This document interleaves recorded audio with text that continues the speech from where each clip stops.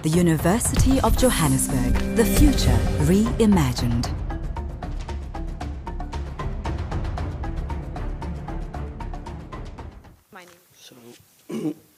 Excellencies, ladies and gentlemen, Professor Zondi, good afternoon.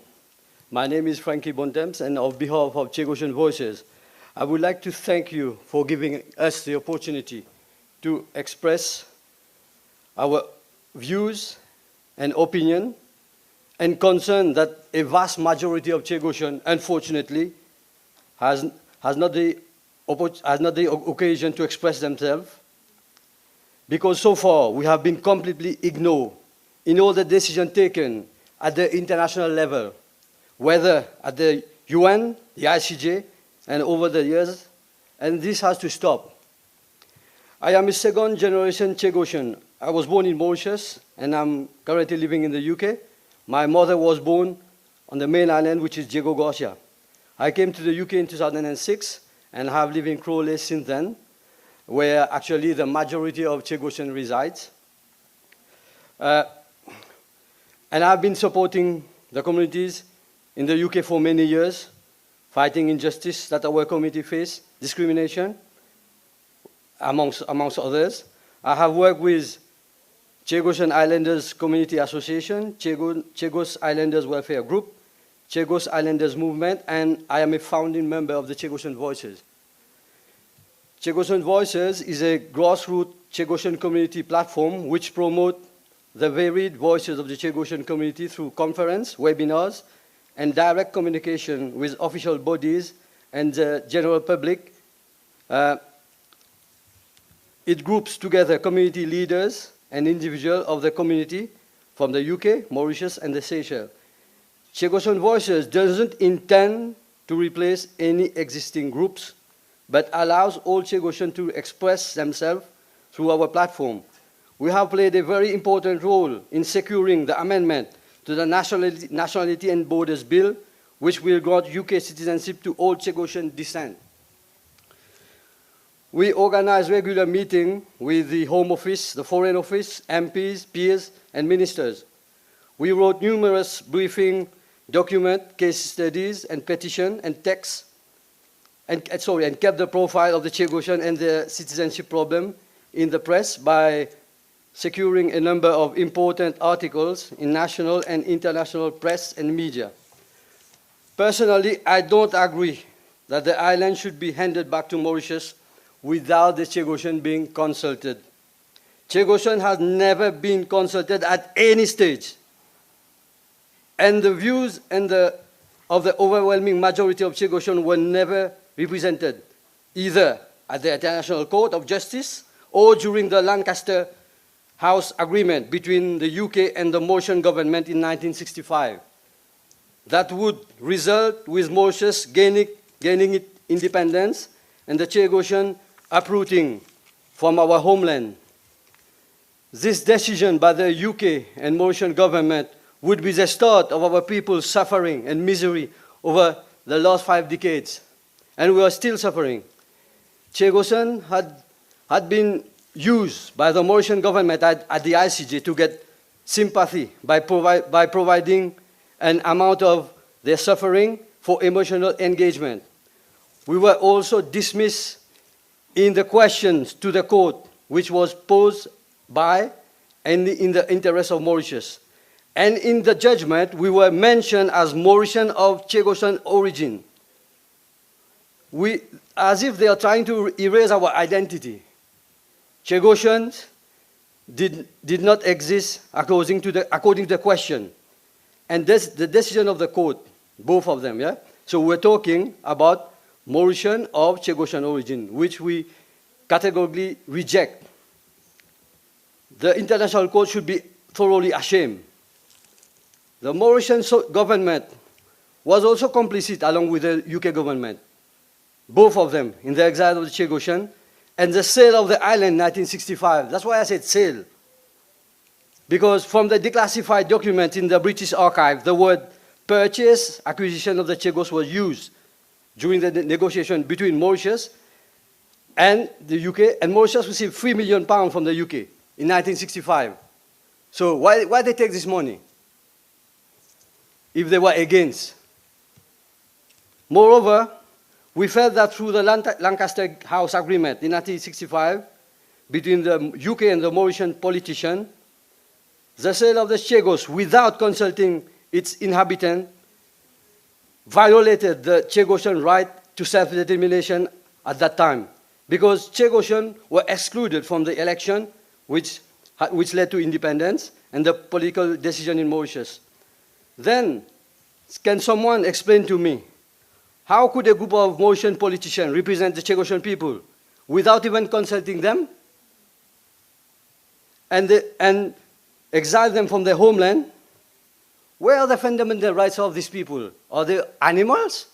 That's my question. As human beings, because, you know, even the UN, there's a body of the UN has recognized the Chagosian as indigenous people. That we have it on paper, what I'm saying. I'm not inventing anything. Moreover, Chagosian do not feel that they are Mauritian. And Chagosian feel that they're being exploited by the Mauritian government. Mauritius wants sovereignty of the island and the financial gain. And during the speech recently at the UN General Assembly, the Mauritian Prime Minister, Pravin Jugnauth, said, I quote, "As it is confirmed over the years, Mauritius is prepared to enter into a long-term lease to protect the continued operation of the military base on Diego Garcia." So the main goal of the Mauritian government is to engage negotiation with the US government to secure rent from the US Navy for the US Navy facility. I do not think there will be any resettlement for Chagosian if the island is ceded back to Mauritius. They are just taking us for another ride. The Mauritian government also, we think, would likely offer lease and licensing for access for fishing, mineral resources, and tourism in order to cash on their proposed territory. Most importantly, the question addressed to the court itself referred to the resettlement of Mauritians, not Chagosian, which we totally disagree. It was wrong to describe Chagosian as Mauritian. Their origin, as even in this documentary earlier from our friend, very good documentary, the origin dated the end of the 18th century. We know that our ancestors were brought as slaves from Africa, Madagascar, and laborers from India. Chagosian have been there for 5 or 6 generations with their own language, culture, food, music, and tradition. It is quite a remote island. They are very different, the culture, different from Mauritian culture. Recently, the Mauritian government had been describing Chagosian as Mauritian, but until now, they have been used like very disgustful term to describe Mauritian, like Ilua, for example, that they are lesser. We saw that in the documentary, all these words that have been used. They are lesser people. Chagosian have always been looked down in Mauritius when being considered as second-class citizens. We are dumped in the suburb of Port Louis, where there's high level of poverty among the marginalized Chagosian community and huge social and emotional suffering among the population, resulting in unhappiness, suicide, substantial drug substance dependencies. Chagosian have been victims of ethnic discrimination in Mauritius, sorry. And one more thing, if I had to talk about the case in 2000 from Mr. Olivier Bancoul, where the judgment of Lord Justice Laws and Justice Gibbs at the High Court in London said Chagosian are the belongers. And as belongers, Chagosian should be their own deciders of the future, not the Mauritian government. That's why we keep on saying self-determination should have been for the Chagosian, not Mauritian. You know, sometimes, for example, when we look, there's 2 governments. They are arguing that sovereignty is theirs. But actually, who suffered the most? Who been deported? Was it any Mauritian or British?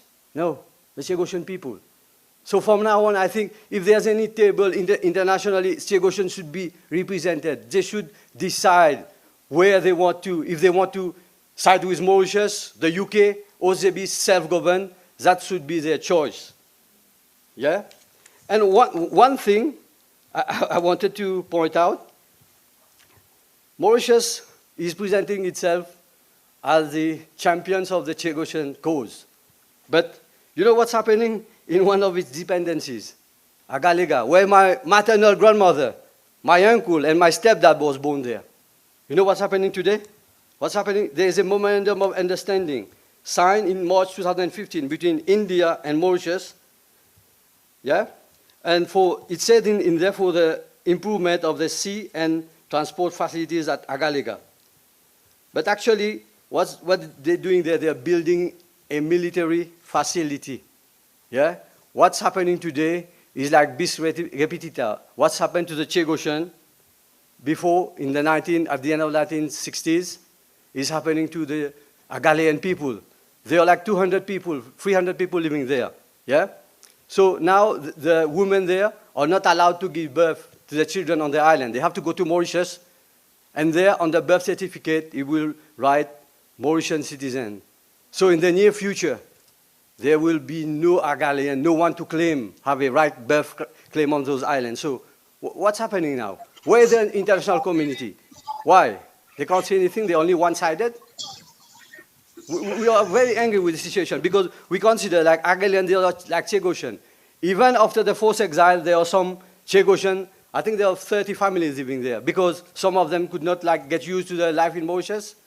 Agalega reminded us of Chagos, they went there. So Mauritius should look at itself before trying to be the champion cause of the Chagosian. Let the Chagosian decide of their future. And that's why we said Chagosian should ask for a right of self-determination, but so far no one is hearing us. We want to decide ourselves. How can the UN and others turn a blind eye?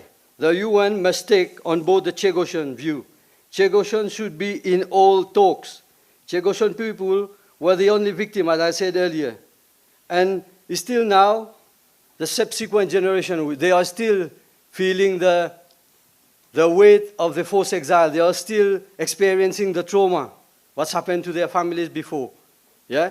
And before, in this documentary from our friend, there was one part when he said, this I quote from the ex-foreign minister, Mr. Jean-Claude Delestac, when he said during the Lancaster House talks, when he called, it's Ramgoolam, yeah, father. They call him the father in independence. He was prime minister of the world. When he said, like handing Chagos a little detail. For him, perhaps a little detail. But for 50 years, a whole population is still suffering from this. Yeah? And how can we trust those people? No. We have to decide. It's neither Mauritius nor Britain. We have to decide the future of our island. So thank you all for giving, thank you Professor Zondi for giving us the opportunity, and I hope that this is the start, because the problem, the Chagosian, their voice been not heard in the international level, it's only government that been talking. So now it's time for the Chagosian to step up. We will talk on our behalf. We don't need anyone to talk on our behalf. Thank you.